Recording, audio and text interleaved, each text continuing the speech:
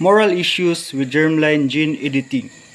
The most contentious concerns regarding human germline modifications are the challenges to human safety and morality, such as the risk of unforeseen undesirable effects in clinical applications, particularly to correct or prevent genetic diseases, matter of right and wrong, and matter of euthanasia.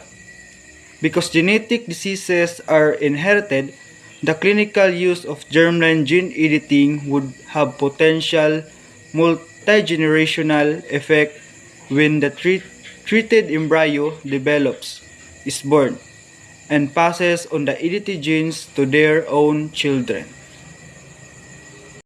Ethical issues surrounding germline gene therapy, ESGC, this stance on germline gene practices is consistent with a widespread international consensus in the scientific community that using gene editing technologies on germline cells to try to prevent disease in an unborn child is currently neither safe nor effective, and that there are too many unanswered questions about this process for clinical use to move forward. Let's discuss some specific safety issues due to the fact that the genetic disorders are inherited. Clinical germline gene editing could have an impact across several generations once the treated embryo gives birth and passes on the elder genes to its own offspring.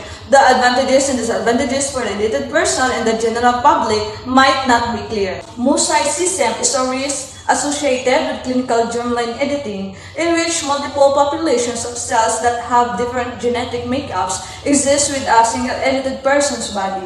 Mosaicism might occur if genetic editing happened after division of the initial single cell embryo into two cells. For example, if at the two cells, stage 1 of the cells acquires one type of edit while the other cell either has a different edit or no edit, mosaicism or result mosaicism is problematic because the genetic disease to be prevented may still occur if all the cells in the embryo do not have desired edit. Perhaps more importantly, at present, the effects of mosaicism are unpredictable. It could lead to entirely different kinds of disease or impact embryo development, potentially preventing development to term. Due to the total risk of germline therapy, the World Health Organization is developing global standards for governance and oversight of germline gene therapy. In addition, these are the common issues of germline gene therapy.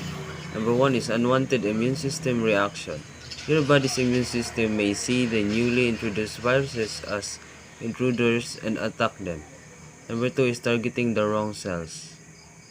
Number 3 is infection caused by the virus. And number 4 is the possibility of causing a tumor.